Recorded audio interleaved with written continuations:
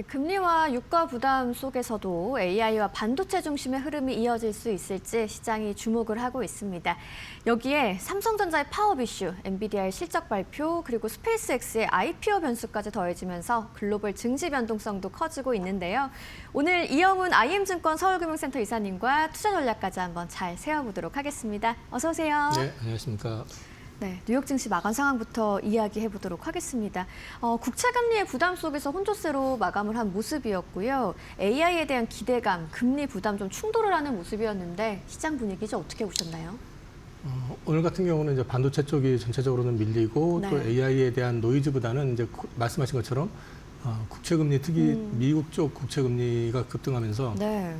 AI 투자에 대해서 지속 가능성에 대해서 좀 의문을 표시하는 그런 반응이 일부 있었고요. 네네. 근데 사실은 그 이전부터 미국이나 한국이나 공이 그 상승 종목 섹터가 압축이 돼가지고 움직였었기 때문에 거기에 대한 부담이 있었던 거고요. 그게 이제 금리가 트리거가 돼가지고 조정을 받는 그림이었고, 네.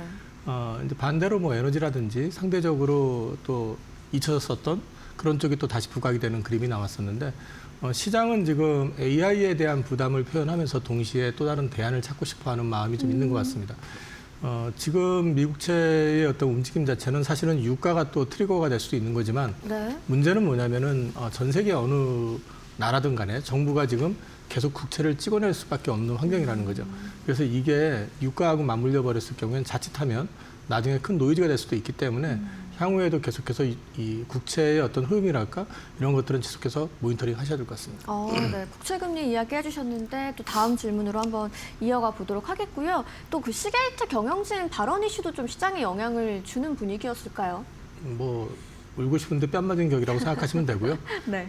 갑자기 뭐 악화된다 이런 개념보다는 이제 공장 가동에 걸리는 시간에 대한 이야기, 그러니까 당장에 네. 해소가 될 문제는 아니다라는 걸 갖다가 그게 호황이 지속된다라기보다는 자칫하면은 이제 그 반작용이 나올 수도 있다라는 그런 이제 논리가 형성이 된 것 같은데요. 네. 중요한 거는 여전히 쇼티지는 맞습니다. 그래서 그 부분은 기간적으로 봤을 때 그동안에 AI 쪽으로 쏠렸던 것에 대한 부담이 반작용으로 표출된 거라고 저는 보고 있습니다. 울고 싶은데 뺨을 맞은 격이었다라고 말씀해 주신 게 참 와닿네요. 국채금리 관련해서도 이제 중동 지정학적 리스크가 길어지면서 좀 글로벌 국채금리가 빠르게 뛰고 있는 모습인데 지금 시장이 좀 가장 부담스러워하는 부분이 어떤 거라고 봐야 될까요? 일단 전쟁으로 인해 가지고 유가가 계속 어쨌든 간에 실생활에서 어떤 영향을 미치든 간에 지금 유가로 인해 가지고 물가는 지금 올라가는 그림이 나오고 있고 특히 미국 같은 경우는 또 전쟁으로 인해 가지고 또 소모된 비용이라는 걸 또 네. 다시 채워야 될 거 아닙니까? 그러면 국채 발행 물량 당연히 늘어날 것이고 그다음에 전 세계 뭐 일본도 마찬가지지만 기조 자체가 정부가 경기 부양을 하는 입장이다 보니 국채는 계속 찍어내야 되는 상황인데 네. 여기에서 물가가 자극이 되니까 이게 이제 승수작용이 나올까 이제 그걸 우려하는 거죠. 사실 지금 당장의 흐름만 놓고 얘기하면은 미국채 10년물 기준으로 4.5나 네. 4.6이나 뭔 차이야 이렇게 할 수도 있는데 근데 기준선이라고 하는 게 있거든요. 그렇죠. 그러니까 심리적으로 네네. 그걸 넘어섰다고 했었을 땐 이거 좀 심각해지는 거 아니야? 네. 특히 미국채 30년물 같은 경우는 5%를 상단으로 얘기를 했었는데 이미 5%를 넘어서 버렸단 네, 말이에요. 그렇더라고요. 그러면 야 이렇게 될 경우에는 이제 국채 금리가 계속 올라간다. 그러면 시중 금리는 더 오를 수밖에 없잖아요. 그러면 AI 투자를 하는 데 있어서도 빅테크가 됐던 여러 기업들 가운데서 재무적 여력이 좀 부족한 기업이나 현금 흐름이 약한 쪽 같은 경우는 압박을 받을 가능성이 있겠죠. 또 사모펀드 이슈 잠깐 지나가긴 했었지만은 사모펀드 같은 경우도 이거 다시 리밸런싱 하는데 문제 생기는 거 아니야? 네. 라는 우려가 나올 수도 있고. 그러니까 이런 금리의 어떤 고공행진이 지속된다고 했을 경우에는 우리가 그동안 좀 보고 있으면서도 그래도 좀 컨트롤이 되고 있다라고 생각을 해가지고 잊고 있었던 잠재된 리스크가 계속 부각이 될 가능성은 있거든요. 그래서 국채 수익률과 관련된 부분들은 앞으로도 계속해서 모니터링을 하셔야 될 것 같습니다. 네. 뭐 금리와 유가 부담이 커진 가운데 뭐 AI 투자 사이클 자체는 이어지고 있다고 볼 수 있을 것 같은데 유가의 방향성이 굉장히 또 핵심 변수이겠죠, 계속. 그래서 저는 그 시장이 종전 배팅을 했는데 트럼프가 또 갑자기 이란을 폭격하겠다고 하니 유가가 다시 튀기 시작한 거고 이게 전체적으로 또 미국채를 자극한 측면이 분명히 있거든요. 저는 여전히 트럼프 대통령이 이란을 공격을 하겠다고 얘기하는 것이 실현이 될지에 대해서는 개인적으로는 조금 의문이긴 한데 네. 최대한 압박을 해서 더 많은 걸 받아내고 싶다라는 느낌으로만 저는 이해를 하고 있지만 이게 만약에 실현이 된다고 했었을 땐 시장이 생각보다는 조금 더 충격이 있을 수 있다. 그건 염두에 두시고 보셔야 될 것 같습니다. 네, 뭐 또 트럼프가 장 마감 1시간 정도 앞두고 이란에 대한 공격 보류하겠다라고 얘기하면서 막판에 또 저가 매수세가 유입되는 모습도 있었습니다. 이제 우리 시장 한번 이야기해 보겠습니다. 어제도 코스피가 장 초반에 사이드카가 발동될 정도로 좀 크게 흔들렸는데 이 외국인 매도세가 상당히 강했던 상황에서 결국 반도체 중심으로 낙폭을 좀 회복하는 분위기였습니다. 시장에서 어떤 힘이 크게 작용을 하고 있다고 보시나요? 일단 주가가 반등했었던 트리거는요. 대통령의 SNS 네. 메시지하고요. 그다음에 이제 그 법원에서 최소한 완전 파업이 아니라 이제 그 최소 핵심 인력을 유지해가지고 공장은 가동돼야 된다라는 제한적인 파업을 요구했었던 거. 이런 것들이 일단 센티를 좀 안정시키면서 오른 건 사실입니다. 근데 이제 지켜보시면은 그렇게 네. 해서 올라가면은 외국인들도 다행이다 하고 삼성전자를 열심히 사줘야 되는데 팔았습니다. 그러니까 지금 외국인들이 왜 이렇게 많이 팔아? 이렇게 네. 이제 의문을 가지신다면은 그거는 반도체 주가를 보시면 됩니다. 반도체 주가만 급등을 해왔었기 때문에 네. 펀드 내에서 비중이 반도체 쪽이 지나치게 커지게 되면 그 펀드는 기계적으로 비중을 줄일 수밖에 없습니다. 근데 다른 건 빠지고 반도체만 계속 올라가니 그쪽을 계속 팔 수밖에 없는 게 현실인 거죠. 그래서 반도체 쪽을 파는데 또 우리는 대기 수요라고 해서 새로운 자금들이 많이 들어왔잖아요. 그 자금들이 주로 또 반도체만 사니까. 그러니까 외국인들 입장에서는 안 줄일 수가 없는 거죠. 뭐 외국인들 입장에서 보면 네. 땡큐하고 비싸게 팔 수 있는 기회를 계속 가져가는 셈이라고 볼 수도 있는 거고, 우리 것도 우리나라 이제의 어떤 투자자들 입장에서 본다 그러면 투자의 저변이 넓어지는 단계이기 때문에 어쩔 수 없는 걸 수도 있다. 네. 왜냐하면 뭐 마냥 빠지기를 기다리기엔 또 밸류가 너무 낮다고들 하니 조금만 빠지면은 우리는 좀 싸게 산다라는 개념으로 들어오는 것 같아요. 그러다 보니까 외국인들이 열심히 팔아대고 있는 것 같고요. 근데 그거는 여전히 탄탄한 수급이 일단 뒷받침을 해주고 있다. 네네. 그래서 제가 드리고 싶은 말씀은 외국인이 매도세가 많은 거는 결국 국내에서 칩을 계속해서 대기 매수로 사주고 있기 때문에 주가가 덜 빠지고 그쪽만 유지가 되고 있으니 비중은 계속 커지잖아요. 네. 그러니까 그 비중을 줄이기 위해서 팔고 있다라고 저는 해석하고 있습니다. 그러면 지금처럼 뭐 금리와 유가 부담이 계속 좀 동시에 오르는 구간에는 외국인 수급 변화를 좀 계속 같이 체크를 좀 해봐야겠네요. 외국인들은 지금 제가 보기에는 네. 당장에 들어오지는 않을 거라고 봅니다. 그리고 그러시군요. 반도체 쪽과 관련돼 네. 있는 부분들은 사실은 조정 시그널은 나왔는데 계속해서 대기 매수세로 받쳐왔었기 때문에 네. 외국인들이 다시 시장을 한국 증시에 대해서 관심을 갖고 돌아서는 시점은 어떤 재반 환경, 매크로 환경이 조금 안정되는 그림이 나와줘야지 다시 한번 관심을 갖지 않을까 싶습니다. 네. 그래도 뭐 대기 매수세는 여전히 좀 견조하다라고 볼 수 있을 것 같고 뭐 유가 급등 후에 그린 에너지 섹터도 좀 강세를 보이는 게 눈에 띄더라고요. 뭐 이거는 지난번 3월달에 학습했던 효과죠. 학습 효과다. 과거에도 그랬었지만 유가 급등하면은 대체 에너지 쪽으로는 네. 항상 주가가 반응이 있었습니다. 그런 맥락으로 보시면 될 것 같습니다. 알겠습니다. 앞서 또 말씀을 해주셨지만 삼성전자 파업 사태에 상당히 뭐 외신들도 당연히 주목을 하고 있는 상황인데 말씀하신 것처럼 이 대통령 발언과 법원 판단 이후에 삼전 주가가 급반등하기는 했습니다. 근데 시장에서는 여전히 뭐 생산 차질 가능성이라든지 공급망 리스크를 완전히 지우지 못하는 분위기인데 이번 파업 이슈 시장이 좀 어느 정도 수준의 변수로 보고 있다고 해석을 해봐야 될까요? 크게 우려 안 하다가 이제 임박하니까 서서히 좀 고민을 하고 긴장을 하는 느낌도 좀 있고요. 노조 측이 생각보다 굉장히 강하게 네. 자기 입장을 좀 관철하려고 하는 모습을 보여주다 보니 실제 파업이 나오는 거 아니냐라는 좀 우려를 하고 있는 것 같습니다. 근데 저는 뭐 이 부분에 대해서 엄청난 이익이 난 거에 대해서 성과를 좀 나눠달라고 하는 거에 대해서는 전 큰 이견은 없다고 생각을 합니다. 그러시군요. 다만 이 부분에 있어가지고 사회적인 통념, 관습 또는 이해를 갖다가 넘어서는 어떤 요구를 하게 될 경우에는 네. 그 후유증에 대해서도 좀 생각을 해볼 필요는 있을 거라고 저는 생각합니다. 그런 맥락에서 봤을 때 저는 여전히 좀 상식적인 선에서 합리적으로 풀어야 된다라는 쪽이고요. 그 상식적이고 합리적이라는 것은 사회 통념에 준해가지고 모든 게 결정이 돼야 된다. 그리고 주식회사라는 거는 기업의 이익은 기본적으로 기업의 이익뿐만 아니라 손실에 대한 책임은 주주가 지게 되어 있습니다. 네. 이 피고용자 같은 경우는 이제 회사하고는 고용계약으로 모든 것이 이루어지게 되는 거고요. 네. 성과를 요구할 수는 있지만은 성과를 강제할 수 있는 건 저는 아니라고 봅니다. 그래서 이 부분에 있어가지고는 회사하고 잘 중간 접점을 좀 찾았으면 싶습니다. 네. 결국 시장이 납득할 수 있는 합리적인 절충점을 찾는 게 상당히 중요하겠습니다.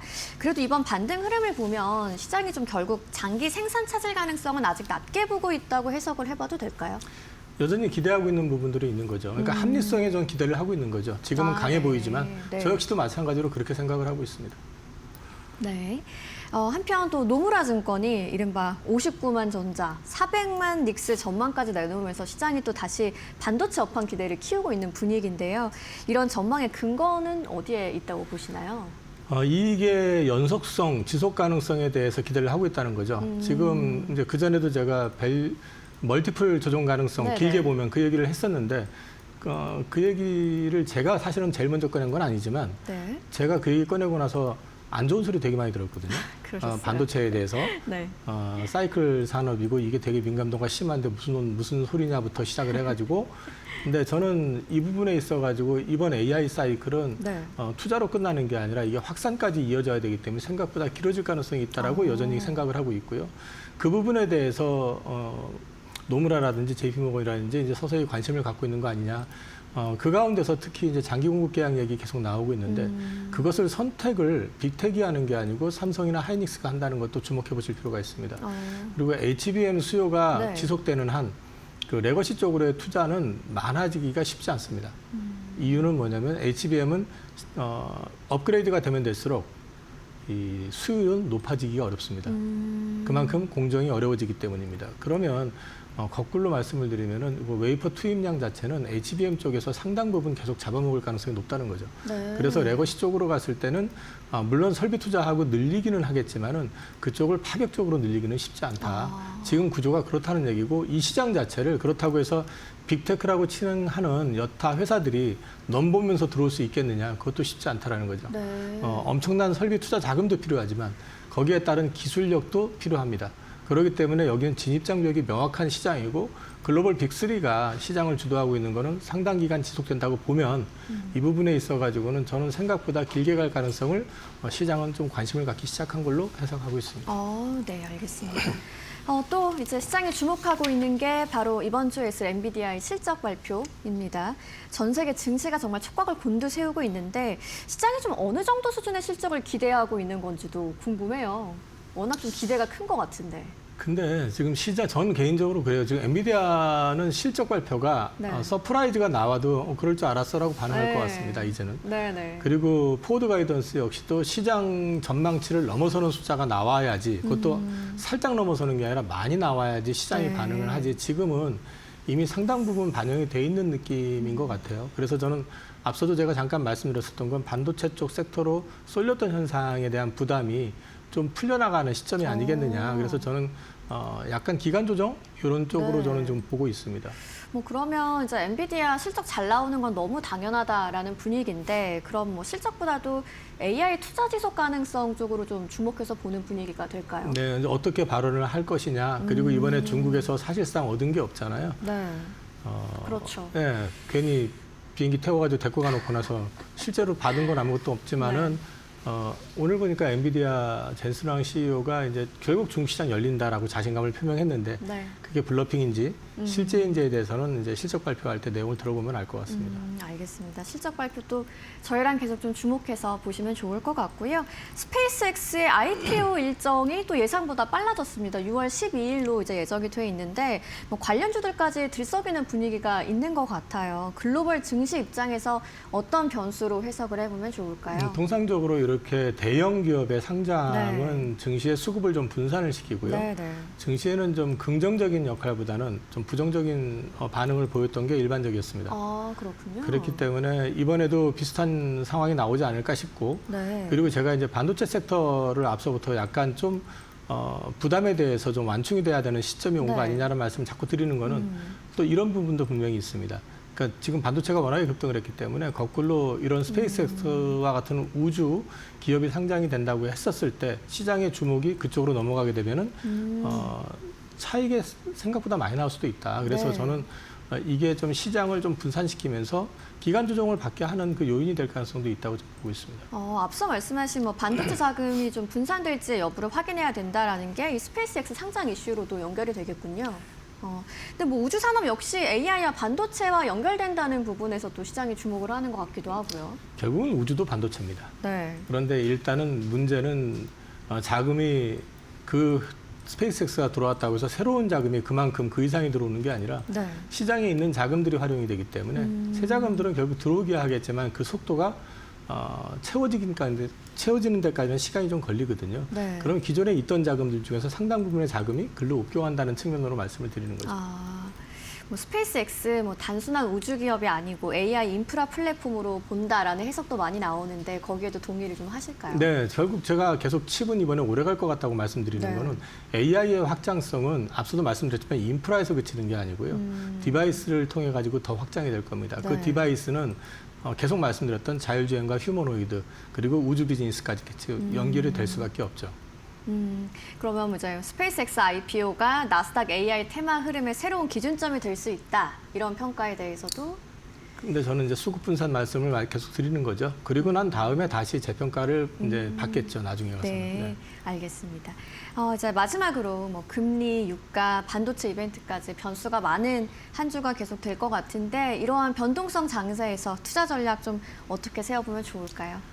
지금이 지수 고점대라 그러면 물론 현금을 많이 만드는 게 중요한데 개인적으로는 아직까지는 AI 사이클이 말씀드린 것처럼 네. 인프라 투자의 어떤 중간 단계 정도로 좀 보고 있기 때문에 네. 여전히 주도주 쪽은 홀딩하는 게 맞다라고 개인적으로 생각을 하고 있고요. 대신에 미국 쪽에서는 우주로 분산이 되고 있지만 우리도 물론 우주 쪽이 테마로 움직이긴 하겠지만 네. 메인이 될 만한 회사들은 별로 보이지 않기 때문에 저는 수급이 좀 다른 섹터로 좀 편안해 보이는 섹터로 조금 분산될 가능성 그래서 단기적으로는 기간 조정을 좀 받아가면서 종목 장세가 될 가능성에 대해서 주목을 하고 있습니다. 알겠습니다. 결국 지금 장세에서는 뭐 주도주 중심 대응도 필요하겠고 실적 모멘텀 점검도 중요한 때인 것 같습니다. 네, 오늘 금리와 유가 부담, 삼성전자 파업 이슈 같은 변수 속에서 시장의 흐름을 한번 짚어봤습니다. 이영훈 IM증권 서울금융센터 이사님과 함께했습니다. 좋은 말씀 고맙습니다.